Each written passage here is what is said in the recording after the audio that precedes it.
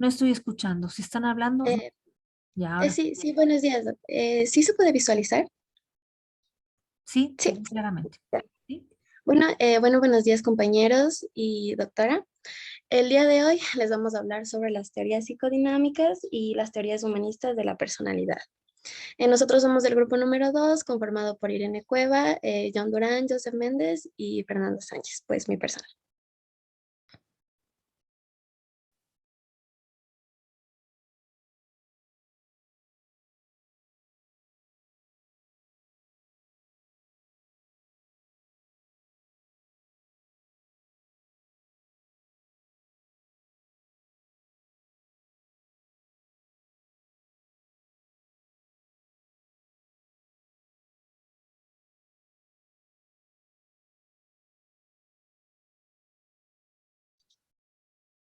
John, no se te escucha, por si acaso.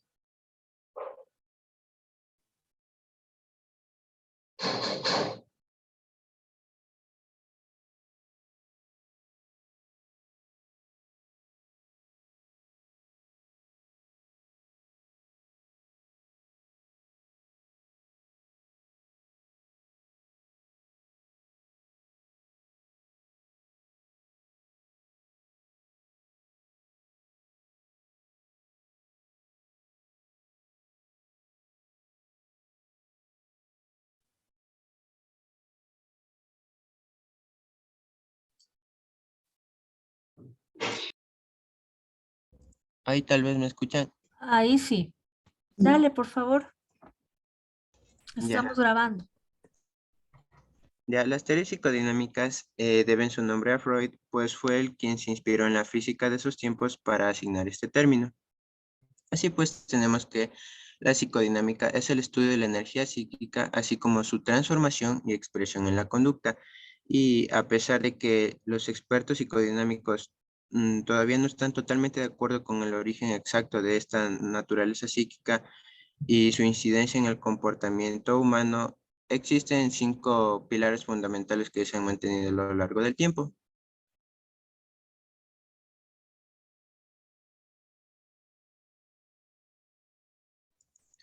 En primer lugar, tenemos que gran parte de la vida mental es inconsciente, lo que lleva a las personas a comportarse de manera que ni ellas mismas entienden. En segundo lugar, tenemos que los procesos mentales como los pensamientos, sentimientos y emociones se dan paralelamente, lo que lleva a que se presenten sentimientos conflictivos.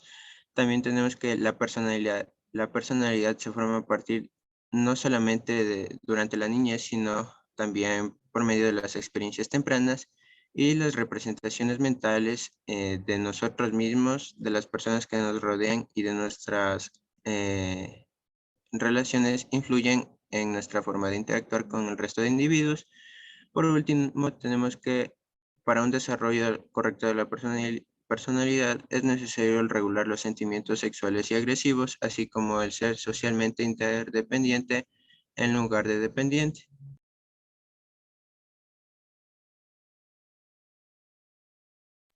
Alfred Adler fue un teórico de la psicodinámica que afirmaba que las personas poseen motivos positivos innatos y se esfuerzan por lograr la perfección personal y social. Además, él postuló el concepto de la compensación. La compensación es el esfuerzo de una persona por superar debilidades físicas. Estas pueden ser imaginarias o reales. Y a través de este mecanismo, Adler afirmaba que se desarrolla la personalidad. Además, posteriormente amplió su punto de vista y afirmó que los sentimientos de inferioridad van a provocar desarrollos positivos. Eh, Tiempo después también afirmó que el esfuerzo de las personas por alcanzar la superioridad y perfección tenían más peso que la superación de los sentimientos de inferioridad al momento de favorecer el desarrollo de la personalidad. Mm, Karen Horney fue otra teórica psicodinámica que afirmaba que los factores ambientales y sociales, así como los agentes no sexuales, tenían más peso que los agentes sexuales. Eh, pero, ¿qué entendemos por agentes no sexuales? Un ejemplo de esto sería la necesidad básica que tenemos los seres humanos de sentir seguridad, y se da un mecanismo de respuesta frente a las amenazas reales y imaginarias. Por ejemplo, los infantes necesitan sentirse amados y protegidos, y no necesariamente esto no conlleva algún sentimiento sexual. Además, por ejemplo, el rol de los padres, los sentimientos protectores se dan por factores biológicos y también por el valor que asigna la sociedad a la crianza de los niños, e igualmente no hay la presencia de algún sentimiento sexual. Por último, tenemos que Horney propuso el concepto de ansiedad, que para ella es la reacción de las personas frente a peligros reales o imaginarios.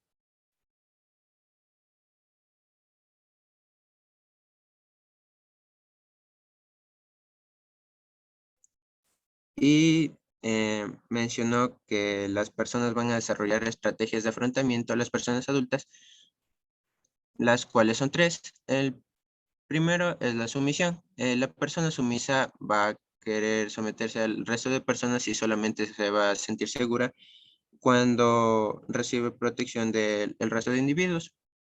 La segunda estrategia de afrontamiento es la agresión. Aquí la persona se va, cierto, en la sumisión, el individuo va a ocultar sus sentimientos de hostilidad, mientras que en la agresión se va a relacionar de forma hostil y va a ocultar sus sentimientos de ansiedad. Y por último tenemos el desapego, en donde la persona se va a alejar del resto de individuos. Por último, también tenemos que Horney afirmó que las personas pueden tener ansiedad, pero van a utilizar estas estrategias de afrontamiento y van a poder llevar una vida normal, ya que durante su niñez sí se pudieron satisfacer sus necesidades emocionales básicas.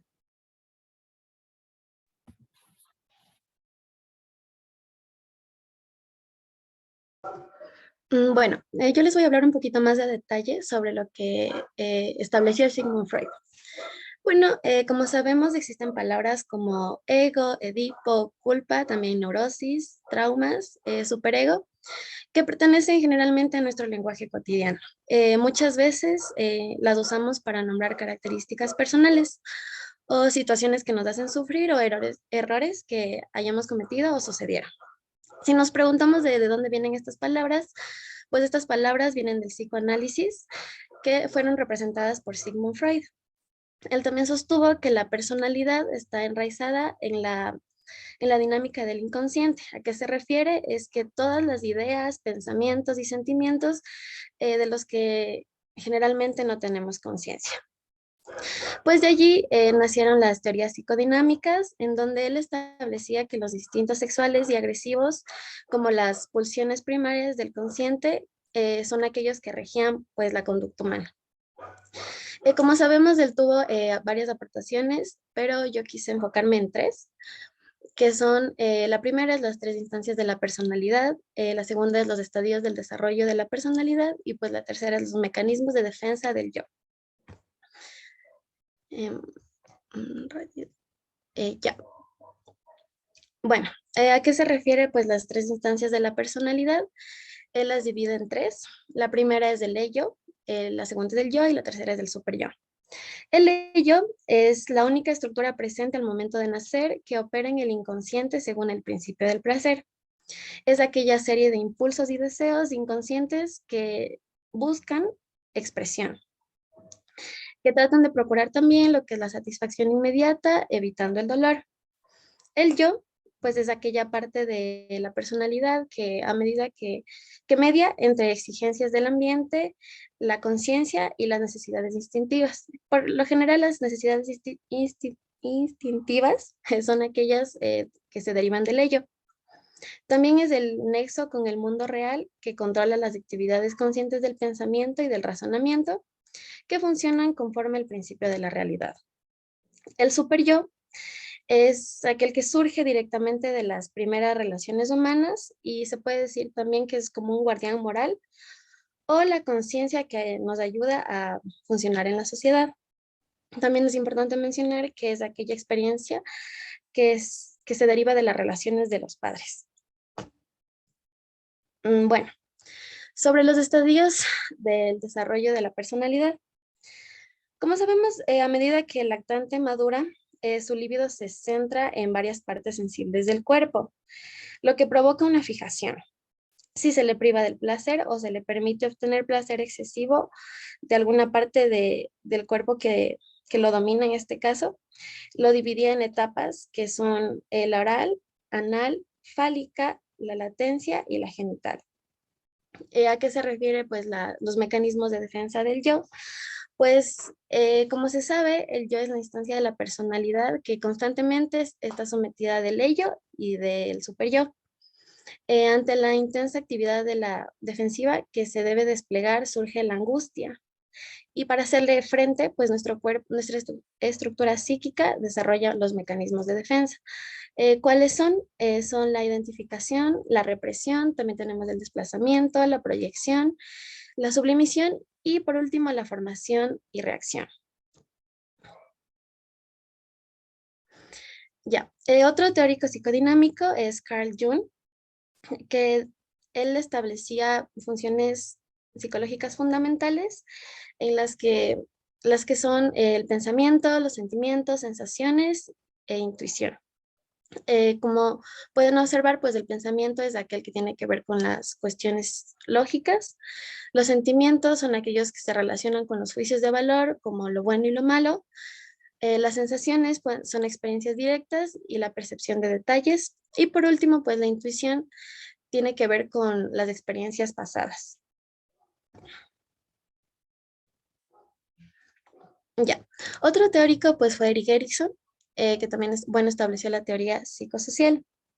Él estableció que las relaciones entre padre e hijo son muy importantes para el modelamiento de la personalidad. Él enfatiza que la personalidad está influenciada por la sociedad.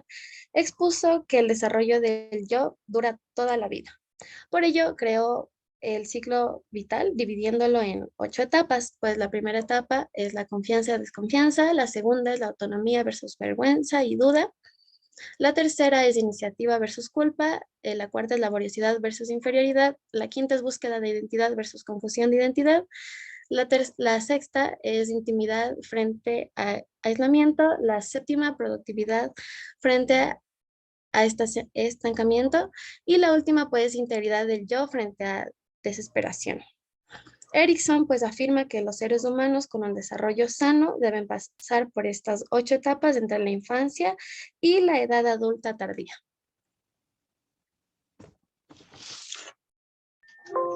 Ya, la visión psicodinámica de Jaylen Smith.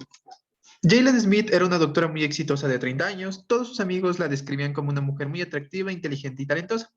Sin embargo, ella no se sentía así. Ella se describía como una persona tímida, introvertida y desdichada.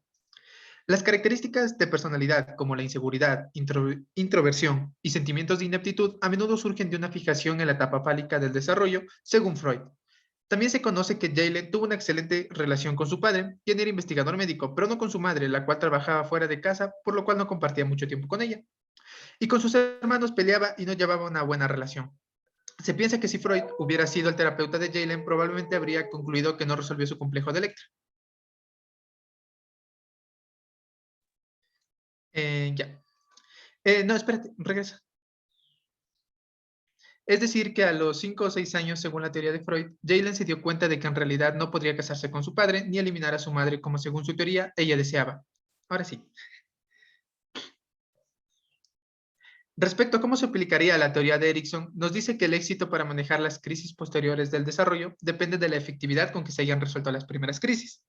Jaylen experimentaba mucha dificultad para manejar la intimidad, es decir, la etapa 6. Por ello, Erikson habría sugerido que sigue enfrentando problemas de las etapas anteriores del desarrollo. Es aquí donde Erikson habría buscado la fuente de esos problemas, pues las primeras relaciones de Jaylen no le inculcaron confianza básica y sentido de seguridad, consideradas fundamentales para la primera etapa del desarrollo. Y es por esto que tuvo dificultades al ir enfrentando las crisis del desarrollo posteriores. La evaluación de las teorías psicodinámicas. La manera en la que Freud cuestionó cómo no estamos conscientes de las verdaderas causas de nuestra conducta y la visión que la gente tiene de sí misma y de los demás tuvieron un gran impacto duradero en la historia. Sin embargo, Freud cometió errores. Los críticos de su teoría han señalado que no fue capaz de ver la conexión entre el sentimiento de inferioridad de sus pacientes mujeres y la posición subordinada que éstas ocupaban en la sociedad. Y respecto a cuando sus pacientes le hablaban del abuso sexual que habían sufrido por parte de sus familiares, Freud al principio aceptó la veracidad de los relatos, pero luego cambió de opinión y los consideró como fantasías. Este cambio de opinión se ha cuestionado desde dos visiones distintas. La primera se refiere al claro conocimiento que se tiene sobre las altas tasas de abuso sexual de los niños de esta época, afirmando que los relatos eran ciertos y que el cambio de actitud se dio para así evitar el rechazo sobre la hipótesis de Freud. La segunda visión habla más acerca del hecho de que a Freud sus pacientes nunca le hablaron de casos de abuso sexual, más bien él los infirió ya que mostraban síntomas.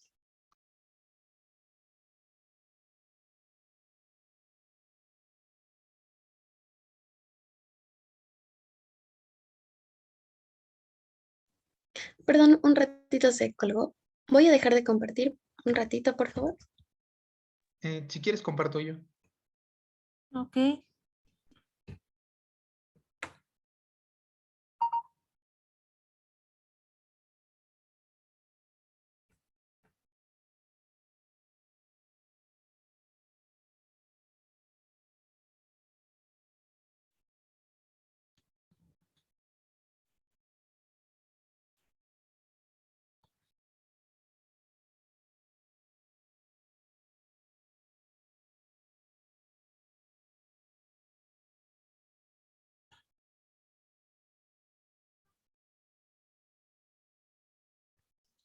¿Sí se ve?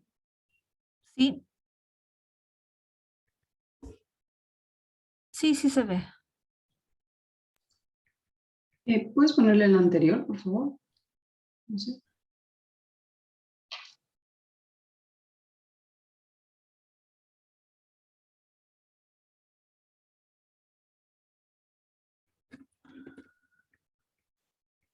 El anterior. El anterior, el anterior.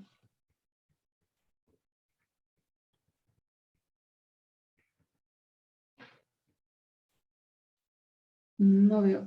Ahí. Ya está.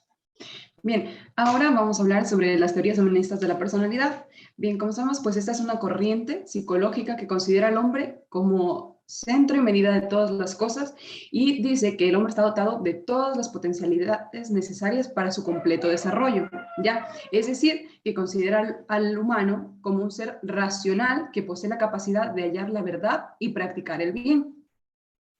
Siguiente. Ya. Esta corriente o estas corrientes humanistas desarrollaron un modelo similar al del psicoanálisis, pero no es tan complejo como el aparato psíquico, ¿ya? Este modelo se basa en 3 fases o entidades del ser humano, ¿ya? Que está el yo falso, que es la creencia infundada de uno mismo, es decir, yo soy esto, yo soy lo otro, para bien o para mal, es la creencia infundada de uno mismo, ¿ya?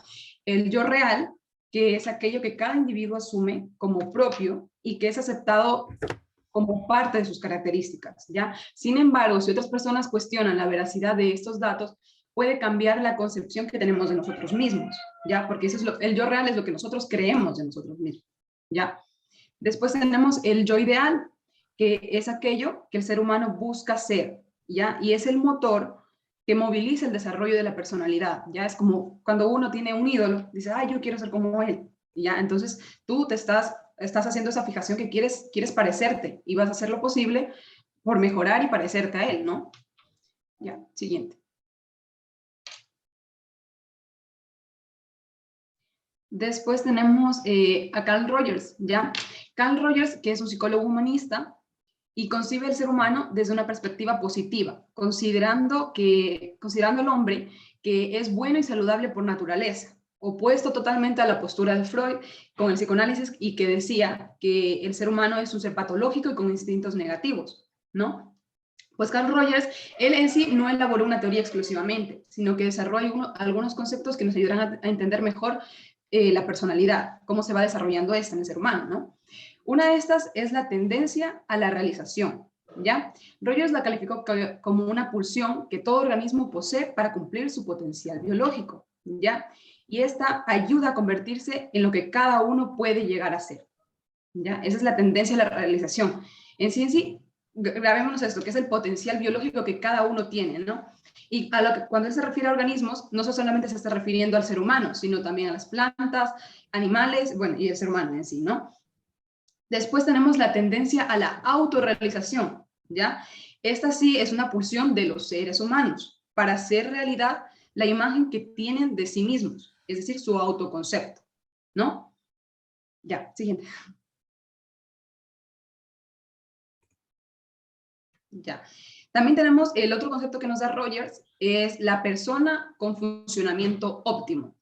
Ya, este es cuando el autoconcepto del individuo se asemeja a sus capacidades o potenciales innatos. Es decir, la tendencia a la realización, es el término que utilizamos el primerito que les dije, la tendencia a la realización es el potencial biológico, ¿ya?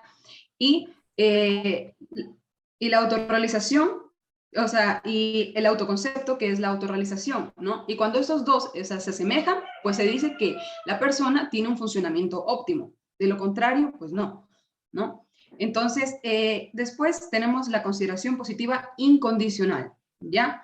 La incondicional es cuando el individuo es aceptado y amado plenamente por otra persona, independientemente de su conducta. Es decir, que da igual lo que haga, que igual va a recibir el afecto o el amor de las otras personas, ¿ya? Esa es la consideración positiva incondicional. De ahí tenemos la condicional, ¿ya? La condicional, que es la aceptación, la calidez y el amor que el individuo recibe siempre y cuando satisfaga ciertas condiciones, ¿ya? Y por causa de esa consideración positiva condicional, el individuo va cambiando su autoconcepto, ¿ya? Es decir, la forma de verse a sí mismo la va cambiando, tan solo por parecerse a lo que esperan que sea, ¿ya? Y por obtener el amor de su cuidador, por ejemplo, de los padres. A veces uno cambia por obtener el amor de los padres, ¿ya? Y en este proceso, el autoconcepto, es decir, la forma de vernos a nosotros mismos, va a llegar a parecerse cada vez menos a nuestra capacidad innata. Estamos perdiendo nuestra capacidad innata, ¿no? Llegando al punto de que el individuo no sabe ni quién es ni qué es lo que desea. Ya. Siguiente. Después vamos a seguir con la visión humanista de Jaylen Smith, ¿ya? Que como lo dijo mi compañero, pues ella fue una mujer exitosa, pero aquí la teoría humanista trata de ver se concentra en la discrepancia del autoconcepto que tiene Jaylen Smith y las capacidades innatas de ella, ¿ya? Y bueno, aquí Morris y Maito pues nos cuentan que esta mujer ha logrado una meta profesional, ¿ya? Pero se siente que no la merece, ¿ya? Como sabían, ella era doctora, pero ella sentía que no lo merecía. Y sin embargo, desde que ella era muy pequeña, no había podido expresar sus emociones con nadie. Por esto, Rogers, o sea, la teoría de Rogers, sospecha que en sí ha de haber habido otra persona que condicionó la aceptación y el amor de ella. Es decir, ¿quién es esta persona? Su padre, que era la persona con la que más apego tenía en sí. Y muy posiblemente fue él quien le dijo que ella debía cumplir sus metas para, como quien dice, y ella sentía como que eso la iba a hacer tener más el amor de su padre. Ya. Siguiente. Finalmente hablaremos sobre la evaluación de las teorías humanistas. Bien, como les he podido explicar, la teoría humanista indica que la personalidad se desarrolla debido a un cúmulo de experiencias que el ser humano constantemente integra a su vida, ¿ya?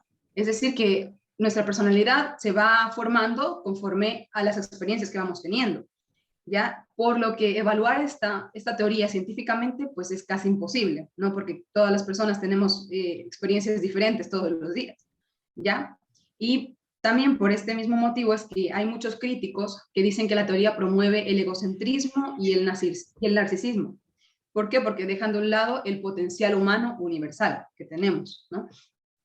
También dicen que esa teoría no toma en consideración la maldad en la naturaleza humana, ¿ya? O sea, los humanos por naturaleza tenemos nuestro poquito de maldad, creo yo, y entonces por eso hay muchos críticos que dicen esto, ¿ya? Y también, bueno, en sí, Rogers sí hizo un estudio para probar que la discrepancia que tienen las personas entre cómo se perciben a sí mismas, que es el yo real, y cómo ellas desearían ser, ¿no? Que es el yo ideal. Y él en sí hizo como, su investigación fue de recopilar a algunas personas que pongan en un lado, tenían o sea, tenían palabras, ¿ya? Y decía que pongan en un lado lo que ellos son y que pongan en otro lado, en otra pilita, lo que ellos quieren ser, ¿ya? Y pudo comprobar que las personas cuyo yo real difería considerablemente de su yo ideal, tenían mayor probabilidad de ser desdichadas e insatisfechas. Bien, eso ha sido todo. Muchas gracias. Espero que hayan comprendido un poquito. Ok, gracias chicos. Es complejo porque es un montón de información, las teorías psicodinámicas de la personalidad es muy largo, pero bueno, han hecho un buen esfuerzo. Siguiente grupo, porfa.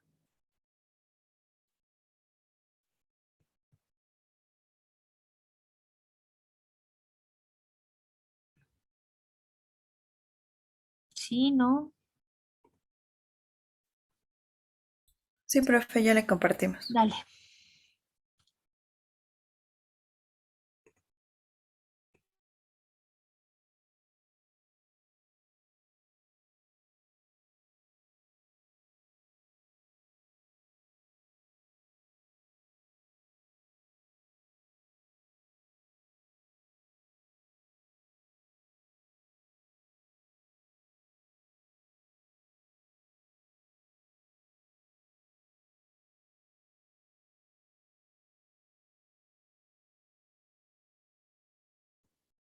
Adelante. Doctora, compañeros, buenos días. El día de hoy al grupo número 8 le correspondió hablar sobre las teorías de los rasgos. Este grupo está conformado por Camila Cadena, Natalia Córdoba, Leslie Guailla y mi persona, Ariel Duque.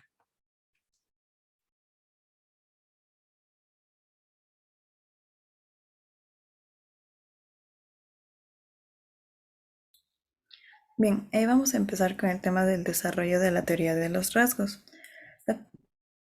Las teorías del desarrollo de la personalidad enfatizan en que las experiencias de la niñez, enfatizan en las experiencias de la niñez temprana, pero algunos teóricos se concentran en el presente y manifiestan que las personalidades adultas son las que difieren entre sí. Los rasgos de la personalidad se pueden inferir a partir del comportamiento de una persona, y los psicólogos están de acuerdo en que hay varios rasgos de personalidad. Pásale, por favor.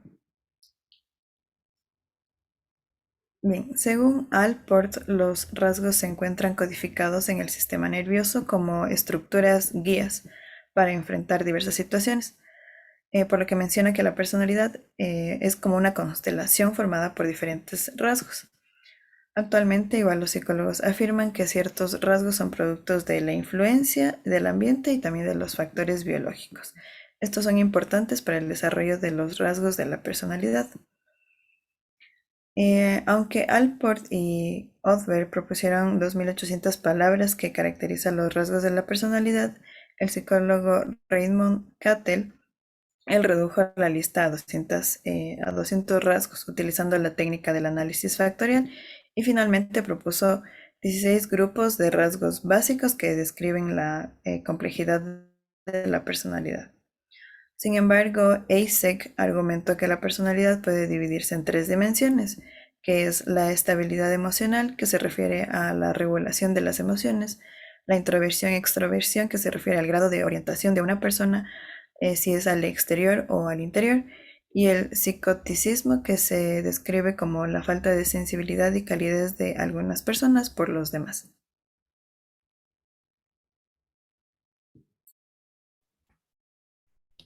Las 5 grandes dimensiones de la personalidad. Aquí dice que tanto la teoría de Eysenck como la de Cattell han sido objeto de numerosas investigaciones, lo cual ha llevado a algunos teóricos a considerar que Cattell se centró demasiado en demasiados rasgos, mientras que Eysenck se concentró en muy pocos, dando como resultado y tras varias investigaciones a la importancia de solo 5 rasgos básicos de la personalidad. Goldenberg en 1989 afirma que cada uno de los 5 grandes rasgos tiene al menos 6 facetas o componentes, de los cuales tenemos la la extroversión, que dice que se obtiene la energía de la interacción con los demás. Dentro de esta cuenta con las facetas como la calidez, la sociabilidad, la asertividad, la actividad, la búsqueda de la excitación y de las emociones positivas. Como segundo tenemos la afabilidad. Dentro de sus facetas cuenta con la franqueza, el altruismo, la conformidad, la modestia y la inclinación a la ternura. La escrupulosidad o confiabilidad. Dentro de sus facetas cuenta con la competencia, el orden, la conciencia de los deberes, el esfuerzo por alcanzar el logro y la deliberación. La estabilidad emocional. Esta está relacionada con la estabilidad emocional de cada una de las personas y el nivel de las emociones negativas. Dentro de sus facetas cuenta con la ansiedad, la hostilidad, la depresión, la autoconciencia y la impulsividad. Como quinto punto se tiene la cultura o la apertura. Dentro de esta cuenta con las facetas de la fantasía, la estética, los sentimientos, las acciones y las ideas y también incluidos los valores. Los 5 grandes rasgos que les he mencionado son universales entre las culturas y sugiere que podría tener una parte de una base fisiológica.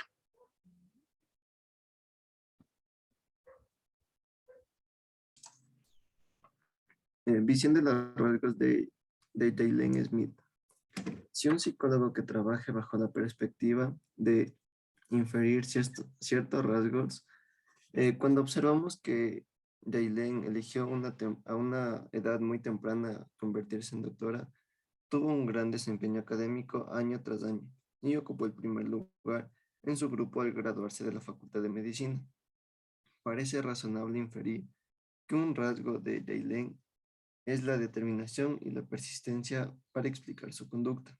De una manera similar, podemos concluir razonablemente que también tiene rasgos como la sinceridad, la motivación, la inteligencia. Asimismo, como tiene cosas positivas, también tiene cosas negativas, como puede ser la inseguridad, la timidez y la ansiedad. Estos rasgos explican una buena parte de la conducta de Jaylen y proporciona una pequeña reseña de cómo es ella.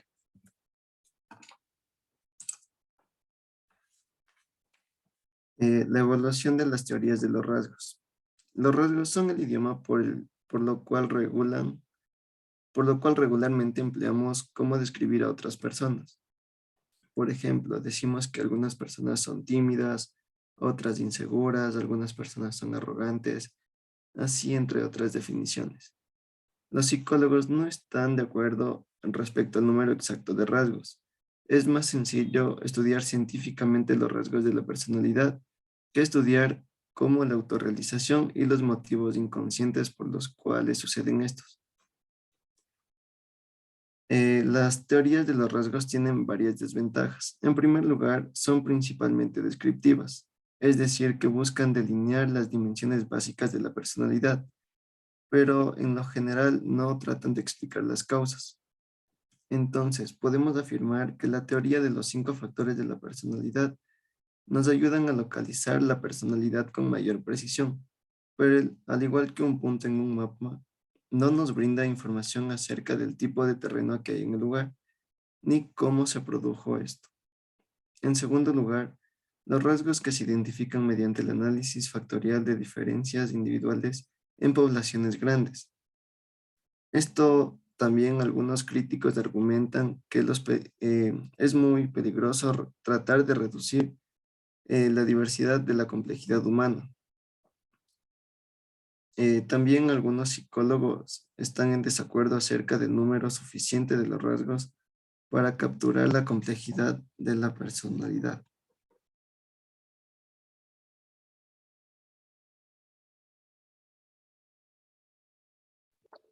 Bien, en las teorías del aprendizaje cognitivo social, en contraste con las teorías de los rasgos de la personalidad, las teorías del aprendizaje cognitivo social sostienen que la gente organiza internamente sus expectativas y valores para guiar su conducta. Este conjunto de estándares personales es único para cada uno de nosotros y surge de la historia de nuestra vida. Nuestra conducta es el producto de la interacción de cogniciones, el aprendizaje, las experiencias previas y el ambiente inmediato. En las expectativas, autoeficacia y locus del control, Bandura afirma que la gente evalúa una situación de acuerdo con ciertas expectativas internas, como las preferencias personales, y que esta evaluación influye en su conducta.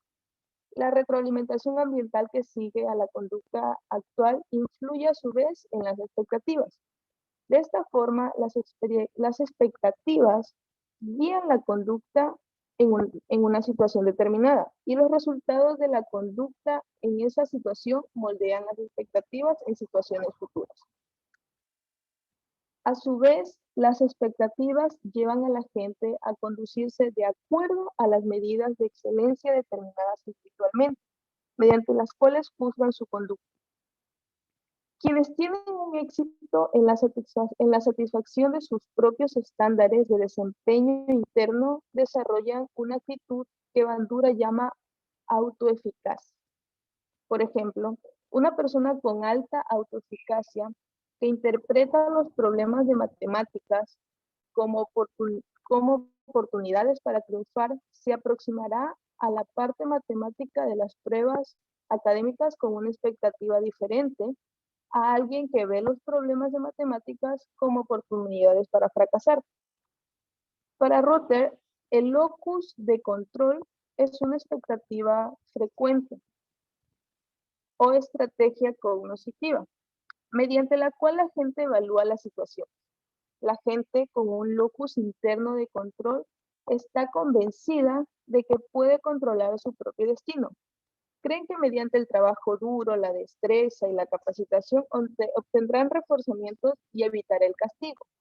Las personas con un locus externo del control no se creen capaces de controlar su destino. En lugar de ello, están convencidas de que el azar, la suerte y la conducta de los demás determinará su destino y que están imposibilitadas para cambiar el curso de su vida. Bandura y Ruther, dos de los más destacados teóricos del aprendizaje cognitivo social, creen que las expectativas se vuelven parte del estilo explicativo de una persona, que a su vez influye considerablemente en la conducta. Por ejemplo, el estilo explicativo distingue a los optimistas de los pesimistas. Las expectativas generales o estilos explicativos como el optimismo o el pesimismo tienen un efecto significativo sobre la conducta. Algunas investigaciones demuestran que ya en una edad temprana, como los 8 años, los niños han desarrollado un estilo explicativo habitual. Por ejemplo, en un estudio se pidió a alumnos de tercer grado que leyeran descripciones de 2 eventos buenos y 12 malos, y que luego explicaran las razones por las que sucedieron tales eventos. Sus puntuaciones reflejaban su grado de pesimismo u optimismo. Los pesimistas tendían a creer que los eventos negativos se debían a características personales que no podían cambiar, mientras que los optimistas consideraban que los eventos negativos eran incidentes desafortunados que podían remediarse. Se encontró que los niños con un estilo pesimista eran los más proclives a la depresión y a tener un peor desempeño en las pruebas de aprovechamiento. La siguiente diapositiva, por favor. Gracias. En la visión de aprendizaje cognitivo social de Jaylen Smith, según esta teoría, Jaylen aprendió a ser tímida e introvertida porque fue recompensada por pasar mucho tiempo estudiando a solas, ya que su padre probablemente alentó su dedicación a los estudios y seguramente obtuvo el respeto de sus maestros. Más aún, las largas horas de estudio le ayudaron a evitar los sentimientos incómodos que experimentaba cuando estaba rodeada de otra gente por largos periodos. Eh, y sin duda, su padre y sus maestros reforzaron la autodisciplina y la necesidad de tener un éxito académico. La agresión hacia los hombres que presentaba pudo haber sido aprendida en la niñez como un mecanismo exitoso de afrontamiento. Si su hostilidad ponía fin a las burlas de sus hermanos y también era reforzada con el afecto del padre, ella aprendió a reaccionar con agresión ante las amenazas que percibía por parte de los hombres en general. Por ejemplo, su conducta agresiva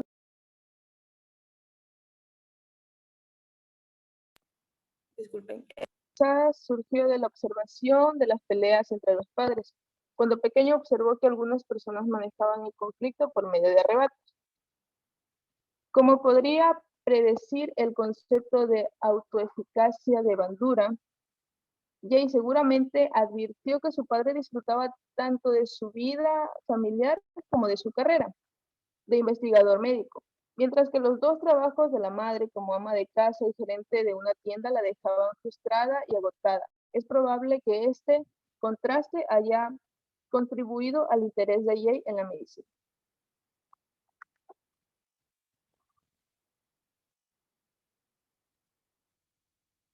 En la evaluación de las teorías del aprendizaje cognitivo social, podemos definir y estudiar científicamente los conceptos claves de esas teorías, como la autoeficacia y el locus del control. En particular, esas terapias han ayudado a la gente a superar la depresión. Por otra parte, los teóricos de la administración han adoptado la teoría del aprendizaje cognitivo social por sus implicaciones prácticas para el desempeño laboral.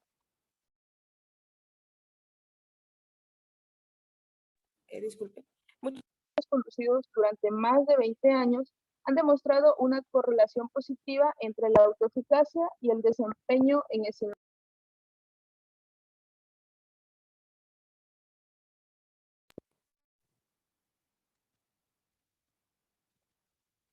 Perdón. ¿Te perdí, Natalia? ¿O estás, Sí, esto o soy yo? ¿Es mi conexión o la tuya? me está llamando justo y estoy que le rechazo las llamadas y por eso se me escucha entrecortado. ¿Yo? Disculpe. Ah, pero yo, dale, dale, no hay problema.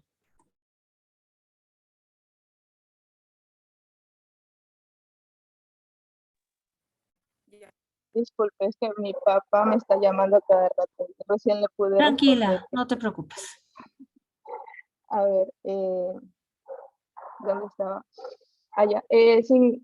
A ver, muchos estudios conducidos durante más de 20 años han demostrado una correlación positiva entre la autoeficacia y el desempeño en escenarios laborales, escolares y clínicos.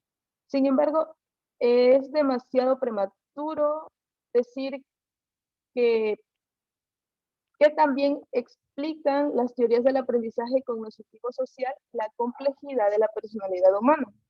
Así como existe gran diversidad en la forma en que los psicólogos conciben a la personalidad, también discrepan en el momento de establecer cuál es la mejor manera de medirla o evaluar. Este es el tema que revisaremos a continuación.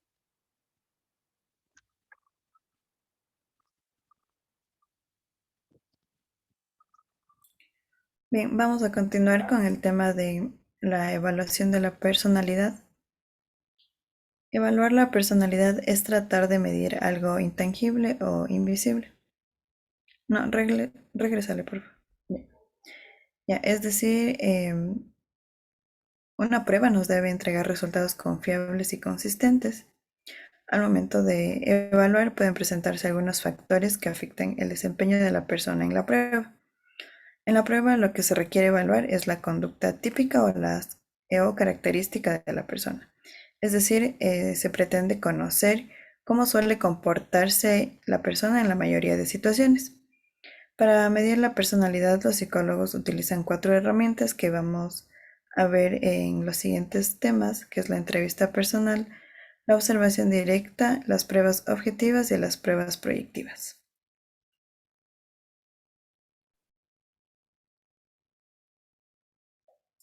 Pásale, por favor. Dentro de la entrevista personal, para empezar, ¿qué es una entrevista? Una entrevista es una conversación con un único propósito, que es el obtener información de la persona entrevistada. Y dentro de esta existen dos tipos de entrevistas, las cuales son la entrevista no estructurada y la entrevista estructurada.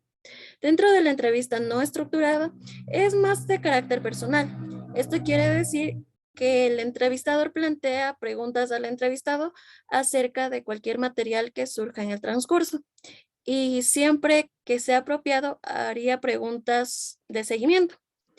Dentro de la entrevista estructurada viene a ser lo contrario, ya que es menos personal y obtiene información comparable. A su vez, es eficaz para obtener información acerca de los temas delicados que deficientemente surgen de una manera espontánea y sobre todo no se desvía del formato establecido. Aquí cabe destacar que al realizar alguna investigación sistemática acerca de la personalidad, los investigadores recurren con más frecuencia a las entrevistas estructuradas, ya que, como lo acabé de mencionar, en este tipo de entrevistas el orden y el contenido de las preguntas son fijos y el entrevistador se adhiere al formato ya establecido.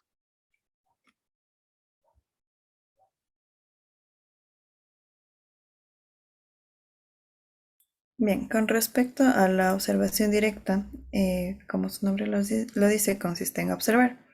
Los teóricos conductistas y del aprendizaje social prefieren utilizar esta técnica para determinar la influencia ambiental en la conducta. Este método de evaluación de la personalidad no confía en los autorreportes, brinda una buena idea de la gama de conductas de una persona, pero se dice que es costoso, que lleva mucho tiempo y que es susceptible a las malas interpretaciones.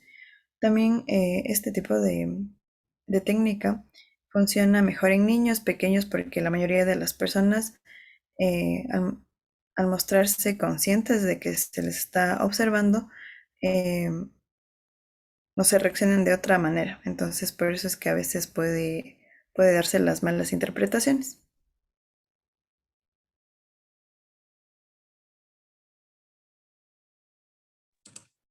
Dentro de las pruebas objetivas, los psicólogos tenían una mentalidad. No querían depender de las habilidades de un entrevistador, ni tampoco de las habilidades interpretativas de un observador. Entonces, los psicólogos diseñaron las pruebas objetivas, o también llamados inventarios de personalidad. Esto consiste y trata de pruebas escritas que se aplican y se clasifican de acuerdo a un procedimiento estándar. Por lo regular se elaboran de formas de las cuales son presentar preguntas simples, de sí o no. O también hay otra forma de presentar una pregunta donde tenga muchas opciones, pero solo una sea válida. Las pruebas objetivas son la herramienta de mayor uso para la evaluación de la personalidad. Dentro de estas pruebas objetivas, la que tiene mayor uso y la más investigada es el inventario multifásico de la personalidad de Minnesota. El MMPI originalmente se desarrolló como ayuda de diagnóstico de trastornos psiquiátricos. Dentro de esto, esta prueba nos ha venido ayudando en los últimos 50 años. El MMPI fue revisado y actualizado en la década de 1980. Dentro de esta prueba se les presenta a las personas que respondan verdadero, falso o no lo sé. Estas preguntas deben ser lo más concretas posibles. No pueden ser de opción abierta.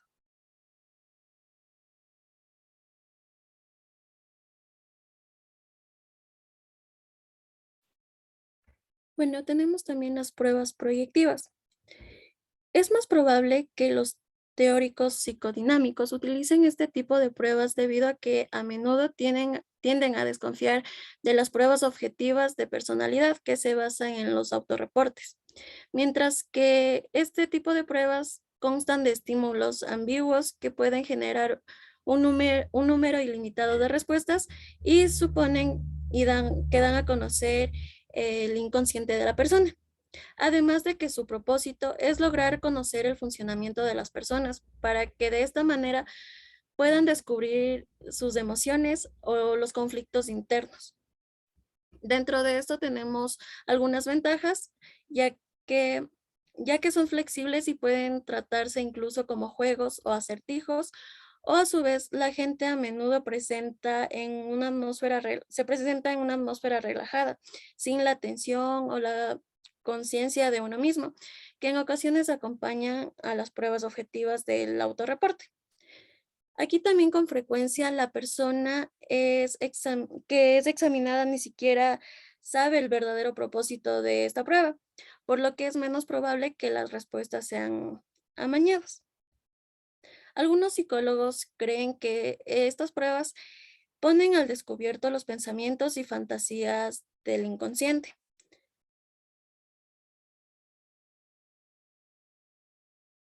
¿Sí le puedes pasar, por favor? Gracias. También tenemos los tipos de pruebas. Dentro de los tipos de pruebas tenemos tres. La prueba de Roche, que dice que es conocida más en honor a Hernán Roche, un psiquiatra suizo que en 1921 publicó los resultados de la investigación sobre la interpretación de manchas en tinta como una clave para descifrar la personalidad. También este tipo de pruebas proyectivas son más frecuentes al usarlo,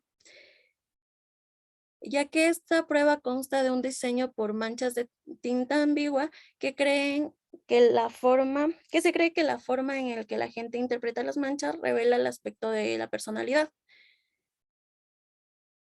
Tenemos también el tipo de prueba de la percepción temática, o también con las siglas TAT.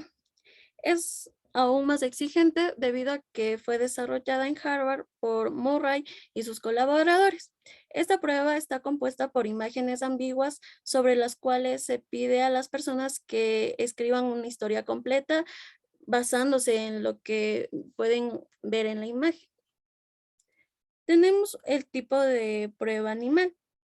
Este consta de pedir a la persona que dibuje un animal, el cual, según los estudios, representa que los impulsos y deseos de una persona se ven reflejados a través de la imagen.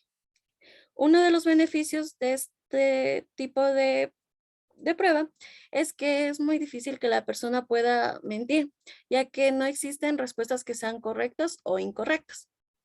También cabe destacar que tanto la prueba de Roche como la prueba de aperción temática permite iniciar una conversación entre el clínico y una persona normal o incapaz de hablar acerca de sus problemas personales. Muchas gracias por la atención. Gracias. Es muy interesante esto de las pruebas. Lástima que no podamos estar presencialmente porque normalmente cuando me ha tocado dar esta clase yo les aplico la prueba para que vean cómo es. Sobre todo las proyectivas que son las más complicadas de aplicarlas bien por un lado y de interpretarlas por otro porque requiere un conocimiento desde la teoría de la proyección misma, ¿no? Pero bueno, es un buen esfuerzo. Miren, todavía tenemos un tiempo, así que voy a darles la clase y al final, por favor, Micaela, me haces acuerdo unos 5 minutos antes, si es que no he terminado la clase, para hablarles de cómo va a ser el examen final, ¿ok? Entonces, comencemos, por favor, voy a hablarles de la personalidad. Si bien la información que ustedes han dado en su exposición estuvo bastante bien, yo voy a hablar un poco más desde la perspectiva general para que tengan un marco de qué es la personalidad, ¿ok? El concepto de personalidad se puede definir como un grupo de rasgos emocionales, cognitivos y comportamentales, ¿sí? Que son persistentes a lo largo del tiempo. Es decir, Hay muchos rasgos emocionales y cognitivos y también de comportamiento que van cambiando a lo largo de la vida. Sin embargo, hay un grupo, según los teóricos y psicólogos, hay un grupo de estos rasgos que se suelen mantener a lo largo de la vida. Esos son los elementos que permiten conceptuar la personalidad, ¿ok? Entonces, hay tres áreas en donde la personalidad se va conformando o de donde la personalidad saca, si ustedes quieren, los elementos para conformarse. Primero, hay factores biológicos, chicos, es decir, eh, factores como la herencia, como las situaciones prenatales van a determinar de alguna manera el tipo de personalidad que cada uno va a tener, ¿sí? Hay otros factores que son bioambientales, ¿sí? Que están, digamos, vinculados luego del nacimiento con lo que sucede en el ambiente fuera del útero de la madre. Es decir, va a influir mucho, por ejemplo, ambientes en donde haya amor, haya comprensión a este bebé recién nacido o que este bebé tenga un espacio en la vida, ¿no? De sus padres para ir conformando la personalidad. Y finalmente hay unos factores ambientales que tienen que ver con lo que la persona va aprendiendo a lo largo de su vida. Entonces, ustedes ven, está lo biológico, lo hereditario, está lo ambiental biológico, que es lo que sucede apenas nacemos y las primeras etapas de nuestra vida nos van conformando respecto a eso. Y finalmente lo ambiental, que es los rasgos que vamos adquiriendo a lo largo del tiempo. Sin duda ustedes ahora que están en la universidad no son los mismos o no tienen los mismos rasgos que cuando nacieron. Habrá algunos que se mantienen en el tiempo y otros que han ido cambiando. ¿Sí? Entonces, las experiencias de la infancia son muy determinantes para la construcción de la personalidad. Por eso existen todas estas teorías y todos estos procesos en donde se pide, por ejemplo, una estimulación temprana a los niños o que sostienen que hay que tener un ambiente positivo de crianza para que la personalidad de estos chicos tenga determinadas características, ¿ok? Entonces, las experiencias de la infancia son muy determinantes. Sin embargo, la personalidad es un constructo hipotético, es decir, es una teoría que se ha formado, no existe en ningún lugar. La personalidad no está albergada en algún hemisferio del cerebro, ¿sí? Tiene que ver con lo que podemos observar de las personas desde afuera y también el autoconcepto de las propias personas y engloba una serie de características comunes que cada persona tiene, pero que además son comunes y por eso se las puede catalogar. Sus compañeros en la exposición hablaron de un catálogo de tipos de personalidad dependiendo desde qué lugar estás observando la personalidad. Si son teorías dinámicas, hay una suerte de tipos o de sí, de tipos de personalidad, pero si estamos hablando desde las teorías cognitivas, por ejemplo, habrá otros tipos de personalidad. Por eso digo que la personalidad es algo que nos hemos creado teóricamente para poder comprender cómo es el sujeto, ¿sí? Entonces, obviamente, estos rasgos que son estables, ¿sí? Son los que determinan la personalidad, ¿sí? Y como les dije, están influidos por las emociones que hemos visto antes, por la motivación que hemos visto antes, por el pensamiento, es decir, por todos los conceptos que hemos visto en las anteriores exposiciones. ¿Ok? Los tipos de personalidad son, como les decía, agrupaciones de rasgos que los teóricos han planteado, ¿sí? Pero hay que reconocer que esos tipos de personalidad se manifiestan de forma individual en cada uno de los sujetos. Podemos parecernos en algunos rasgos y por eso se crean los tipos de personalidad. ¿Cuál es el objetivo final de la personalidad? La adaptación exitosa del individuo a su entorno. Tenemos personalidad, chicos, porque nos podemos adaptar en el contexto en el que vivimos. ¿Ok? ¿Cuáles son las diferencias entre personalidad, temperamento y carácter? Es algo que ustedes no han abordado y que es muy importante tener en cuenta. ¿Sí? Entonces vamos a ver. El temperamento es innato, es decir, hay una constitución heredada, hay una dimensión biológica, es con lo que nacemos y que va a llevarnos a, de alguna manera, actuar, ¿sí? Es parte de nuestra dimensión biológica, por eso digo que es hereditaria. Al ser de origen genético, no se modifica. Ese es nuestro temperamento. No puede ser cambiado por las circunstancias en las que vivimos, ¿sí? Y tiene una dimensión corporal que es somática, ¿sí? Que no es reeducable, no tiene que ver con su relación con el contexto, ¿sí? Muchas veces cuando decimos que hay algo que no podemos controlar en nuestra personalidad, eso es el temperamento. ¿Qué es el carácter, en cambio? El carácter es algo que adquirimos, es una construcción, es algo que aprendemos. ¿Y que aprendemos en dónde? En los contextos familiares, sociales, educativos, ¿sí?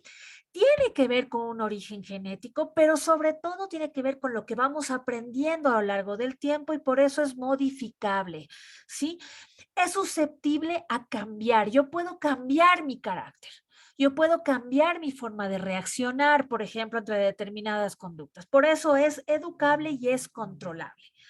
Cuando juntamos temperamento y carácter, surge la personalidad.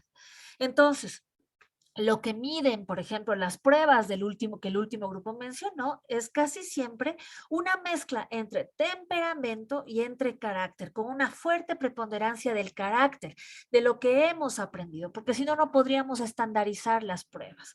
¿Ok? Entonces, es muy importante tener claro esto, chicos. En este material ustedes van a poder profundizar más sobre la diferencia entre temperamento, carácter y personalidad. ¿Ok? Cuando hablamos de las principales teorías de la personalidad, no voy a ahondar porque sus compañeros lo han expuesto bien. Hay una fuerte teoría que tiene que ver con las propuestas freudianas, con las propuestas dinámicas, en donde si ustedes recuerdan la clase que les di, cuando hablamos de dinámica hablamos de conflicto, ¿sí? Y esta relación que hay entre inconsciente, consciente y preconsciente, de donde surge esta teoría, esta personalidad. ¿Ok? No voy a profundizar en eso porque ya lo hemos hablado en alguna otra clase a mediados de semestre. ¿Sí? La personalidad está representada según las teorías psicodinámicas por el yo sobre todo, pero con una influencia propia del ello. ¿Ok? ¿Qué pasa con uno de los teóricos de los que ustedes no han hablado? Es la teoría, es Jung, ¿sí? Carl Jung habla y fue el primer psicólogo psicodinámico que plantea unos rasgos generales de personalidad, ¿ok? Y plantea además que la personalidad no solamente es algo individual, sino que hay unos rasgos que se llaman arquetípicos que tienen que ver con la especie humana, ¿sí? Él hizo un estudio multicultural, hizo una investigación multicultural. Recuerdan que hablamos de la multiculturalidad en algún momento de nuestras clases. Sí descubrió que hay rasgos de la personalidad que todas las culturas tenemos y él dedujo que esos rasgos tienen que ver con esto que se llaman los arquetipos, que son rasgos inconscientes que todas las culturas tenemos, ¿sí? Y que tienen que ver con lo que Jung decía, el inconsciente colectivo, ¿ok? Y él hizo una caracteriología. Otro teórico de la personalidad es un teórico humanista que se llama Carl Rogers y que ustedes van a mirar en los posteriores semestres, que habla desde una perspectiva fenomenológica humanista de la personalidad, ¿ok? Y dice que la conducta y la personalidad dependen de esta percepción de cómo vemos el mundo, cómo nos situamos en nuestra esfera del mundo.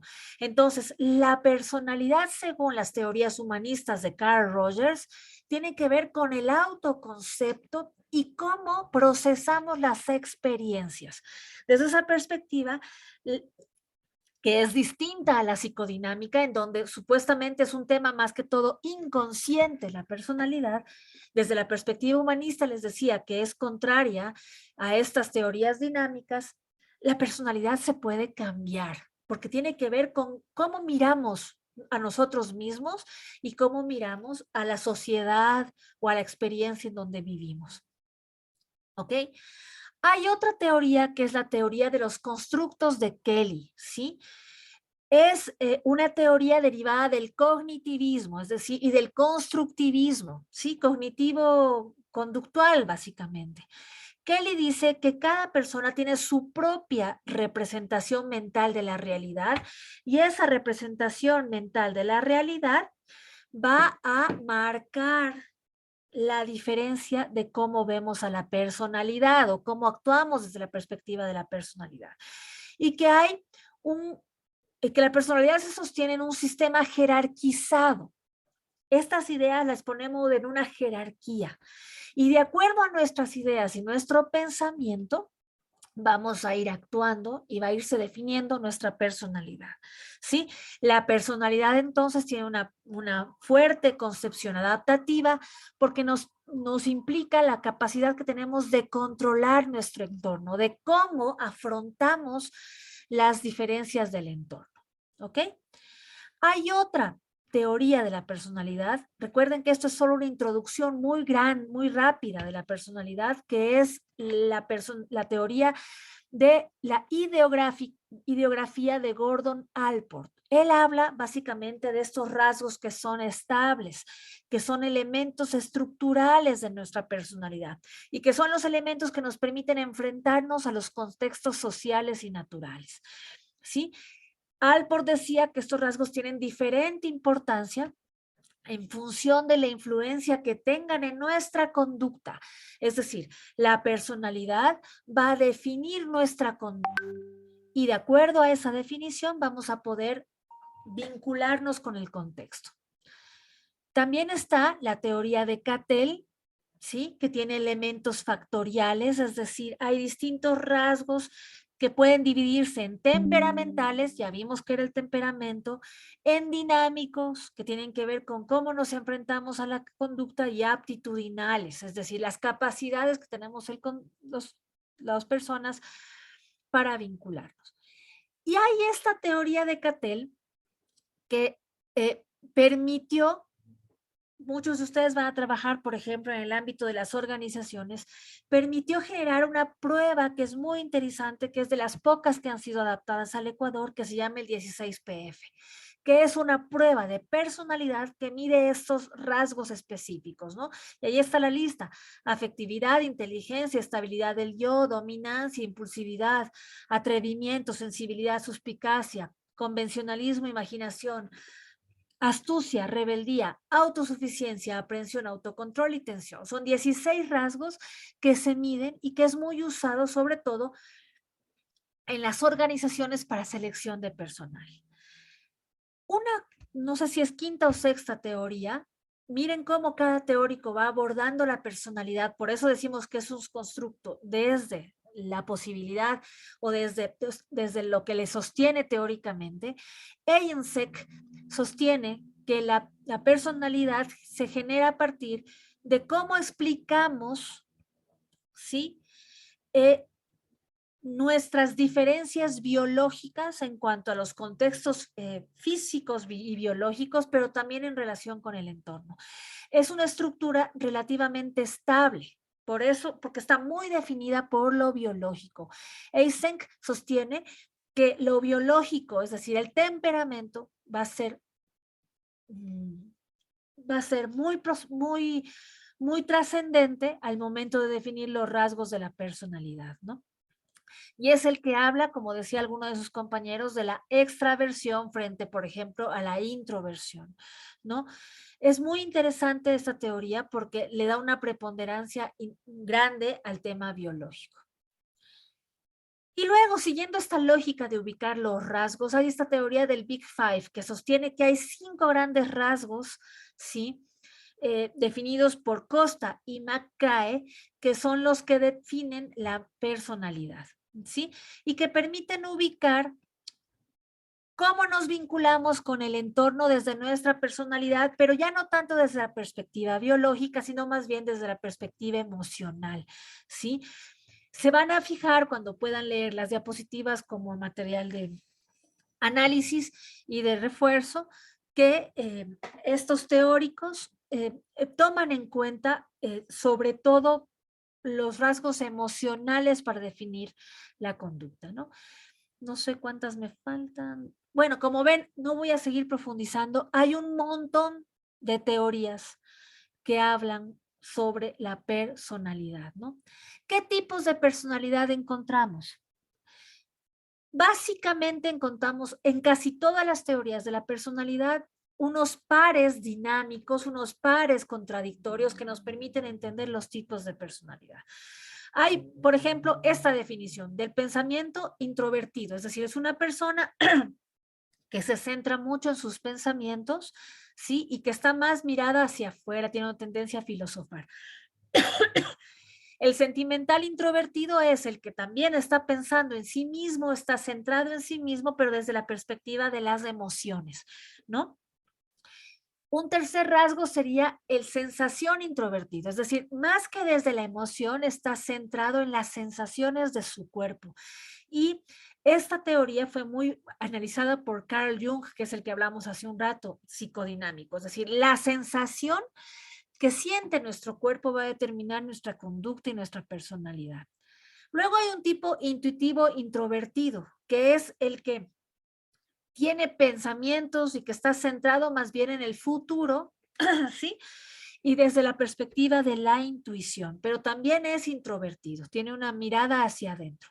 Y luego viene el grupo de los tipos que van hacia la extraversión, hacia el externo, ¿no? Y están marcados por los mismos rasgos en cuanto a cómo se ubican frente al exterior. Los anteriores están ubicados frente a sí mismos.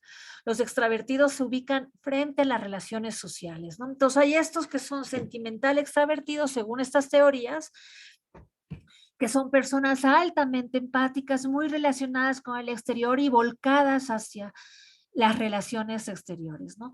Sensación extravertido son las sensaciones de la experimentación en cuanto al entorno. Muchos de los jóvenes, por ejemplo, manifiestan que son sensación extravertidos porque buscan las sensaciones que la cultura y la sociedad externa a ellos mismos les puede brindar. Hay un intuitivo extravertido que lo que busca es entender, emprender proyectos, ¿sí? Que están vinculados con lo social, es decir, son personas que buscan generar cambios sociales con el exterior. Más que pensar en sí mismos, piensan en los entornos sociales, ¿no? Y finalmente, bueno, no voy a profundizar en esto porque el último grupo habló bastante de las pruebas de la personalidad. Solamente tener en cuenta, chicos, que hay pruebas que son proyectivas en donde el protagonismo está en el que puede de alguna manera analizar la proyección, como el síndrome, como la prueba de Rorschach, en donde son estas manchas, ¿sí? O las pruebas de dibujo. Y el psicólogo analiza los rasgos de la personalidad más comunes a partir de su experiencia y a partir de los manuales, ¿no? Y hay otras que son más objetivas, que son las que normalmente usan los psicólogos cognitivos conductuales, en donde nos hacen calzar, digamos, a los sujetos en determinadas categorías. ¿Ok? ¿Qué ideas les surgen de esto que hemos trabajado hoy día en la personalidad como última clase del semestre? ¿Qué ideas? Madeleine, por ejemplo, tú, ¿qué ideas te surgen sobre la personalidad?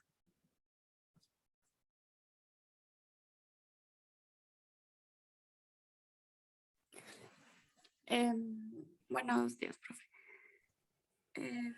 No sé qué es difícil estudiar, que son diferentes, que son complicadas, que cada una es un mundo. ¿Para qué un psicólogo debería saber esto de las teorías de la personalidad? ¿Qué piensan? ¿Cuál es la utilidad? Sería para conocer un poco más, para acercarse un poco a la idea de lo que es una personalidad. ¿Para qué necesitas acercarte a esto? Erika, ¿para qué un psicólogo debería saber sobre las teorías de la personalidad? Creo que para saber, o sea, cómo una persona percibe el mundo, o sea, su contexto, o sea, cómo se comporta. Para saber, si te entiendo bien, para poder comprender cuáles son, por qué se dan determinados comportamientos, dices. Ajá. Sí, Cuando se trabaja desde la psicología tradicional es muy importante saber los rasgos de la personalidad. Ya cuando empiezas a trabajar desde las perspectivas más terapéuticas, ¿sí? Los rasgos van dejando de tener tanto interés, o la teoría de la personalidad deja de tener un poco interés porque comienzas a comprender al sujeto dentro de sus contextos y descubres que incluso cómo se reacciona individualmente va a tener que depender sobre todo de cómo te has vinculado con esos contextos a lo largo de tu vida, ¿no? Van teniendo menos preponderancia. Bueno, solamente 2 anuncios antes de terminar. Tengo 7 minutos. El primero, ustedes pueden ya comenzar a hacer su examen final. ¿En qué va a consistir su examen final, chicos? Como hay muchísima materia, yo he planteado este examen. Va a ser un examen de ensayo, ¿ok? ¿Qué van a hacer? Ustedes van a tener en el aula virtual un artículo, ¿sí? Que ustedes van a leer, ¿ok? Que se llama Aceptarse, respetarse, quererse y tenerse confianza. Un complejo proceso relacional para vivir con libertad. Que es un artículo que habla de cómo poder enfrentar, digamos, los distintos contextos, ¿sí? Desde la perspectiva de la psicología, ¿ok? Van a realizar un ensayo que hable de este artículo, de lo que les ha impactado en el artículo, ¿sí? Y van a subir su reflexión al aula virtual hasta el 28 de marzo, que vendría a ser el día del examen, ¿de acuerdo?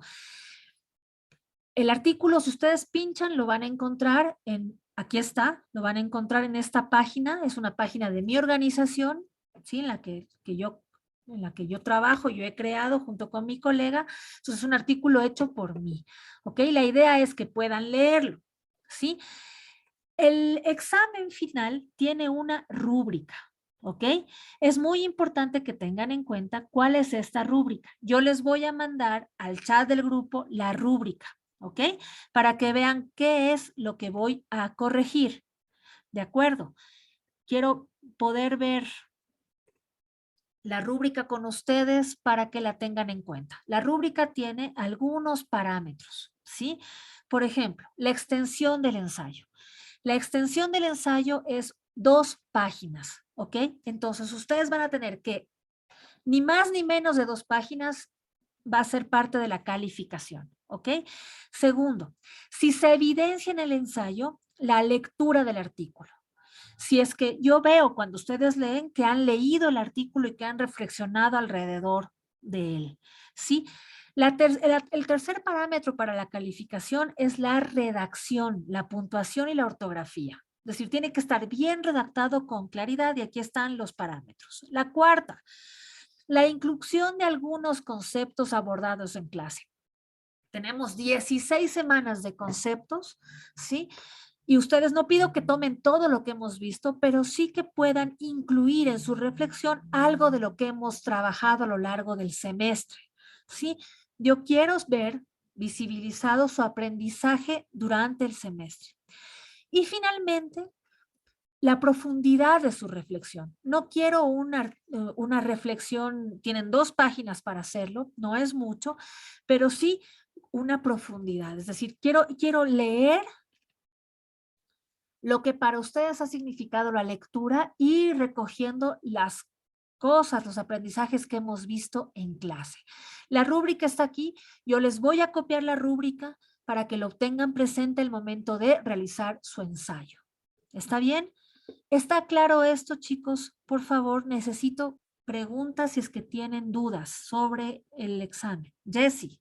Profe, disculpe, entonces son 2 páginas, porque ahorita que estaba revisando Sí. dice máximo una página. Una página. Vamos a hacer 2 páginas, porque una página es muy poquito para la rúbrica. Y va incluido todas las normas APA con interlineado y todo eso, ¿no? Claro, pero ustedes, yo no les estoy pidiendo un artículo científico, lo que les estoy pidiendo es una reflexión y estoy pidiendo la reflexión a partir del artículo que ustedes van a leer. Entonces, bibliografía no necesitan poner, porque no van a citar de ningún lugar. Van a leer el artículo y van a recoger los aprendizajes durante el semestre y van a hacer la redacción. ¿Te quedó más claro, Jessie? Sí, profe. Las normas APA en cuanto a qué? En cuanto al número de letra, en cuanto al espaciado, en cuanto a la marginación, esas cosas sí voy a mirar. Pero citas, si es que, bueno, si es que algún rato citan algo del artículo, cítenlo con normas APA. Pero digamos, lo que me interesa es el contenido más que la forma, ¿ok? Ivette. Sí, profe. Entonces, ¿el ensayo puede ir escrito en primera persona? El ensayo debería ir escrito en primera persona, Ivette, porque es una reflexión sobre lo que están leyendo, acotando las cosas que hemos visto en el semestre. Yo al principio pensé en una página, pero luego vi que el contenido que tenemos de la materia son 16 semanas y es mucho. Entonces, para que sea un buen ensayo, voy a leerme 2 páginas y voy a leer el número de ensayos que sea necesario. ¿Hasta cuándo pueden entregar? Tienen una semana para hacer su ensayo, hasta el día del examen, que viene a ser el 28 de marzo, o sea, la próxima semana, hasta las 9 de la mañana, que es la hora en la que termina nuestra clase. ¿Qué va a pasar el 28 de marzo, chicos? El 28 de marzo nos vamos a reunir a las 7:30, como siempre, ¿sí? Para hacer una evaluación cualitativa del semestre, no cuantitativa. La evaluación cuantitativa es el ensayo, ¿de acuerdo? La evaluación cualitativa ya van a ver cómo la vamos a hacer durante la clase presencial. Micaela, ¿está claro? Sí, profe, todo claro. Ok, entonces el próximo viernes sí nos vamos a ver en clase, en la clase Zoom, para hacer la evaluación cualitativa. Irene. Entonces, en esa evaluación cualitativa nos va a hacer preguntas sobre todo lo que hemos visto en el semestre, ¿verdad? No. Va a ser una evaluación cualitativa distinta, no va a ser de contenidos, Irene. ¿Ok? No te preocupes. Lo que sí necesitan es revisar los contenidos para su ensayo, porque necesito evidenciar algo de los contenidos de la clase para su ensayo. Tiene una semana para prepararlo. La evaluación cualitativa va a ser una evaluación distinta. A mí me interesa entender cómo les ha aportado la clase de psicología general en su formación durante el semestre. ¿Ok? ¿Más claro, Irene? Sí, sí, gracias, doctora. Yo sé que es raro porque no están acostumbrados a eso, porque tienen profesores más positivistas que les toman de verdadero y falso y esas cosas. Eso no significa que la redacción de este ensayo sea cualquier cosa, porque ya ven que tiene una rúbrica clarita. ¿Sí? No hay a dónde correrse. Justamente por eso les hice con rúbrica. Entonces deben tomarse en serio esta clase. Les doy una semana para que se pongan a trabajar. ¿Ok? Bueno. Está ahí la asistencia en el chat de Zoom. Nos veríamos la próxima semana a esta misma hora. Si tienen alguna pregunta, por intermedio de Micaela me la hacen llegar, ¿ok? Ya, muchas gracias, profe. Ok. Gracias, chao. profe. Que les vaya bien. Hasta Gracias, luego. profe. Profe, cuídate mucho.